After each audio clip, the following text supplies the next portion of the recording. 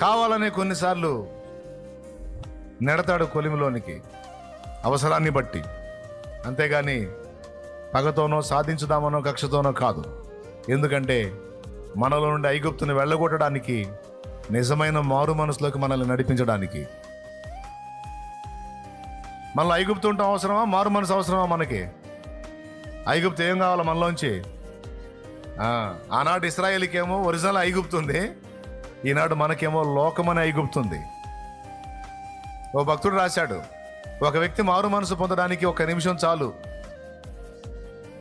ఒక వ్యక్తి మారు మనసు పొంది బాప్తిస్మం పొందడానికి ఒక గంట చాలు. కానీ మారు మనసు అనుభవంలోకి వచ్చినవాడు, బాప్తిస్మం అనుభవంలోకి వచ్చినవాడు యేసు పోలికగా రూపాంతరం చెందడానికి సుదీర్ఘకాలం పడుతుంది అన్నాడు. అది ఒక చిటికలో అయ్యే చిట్కా ఏమీ లేదు. వ్యక్తిత్వ నిర్మాణం చేసుకుంటూ రావాలి, దానికి కొంచెం టైం తీసుకుంటుంది. కానీ ఒకటైతే నిజం, ఏ పని అయితే మనలో మొదలు పెట్టాడో తప్పకుండా దాన్ని కంప్లీట్ చేస్తాడు ఆయన.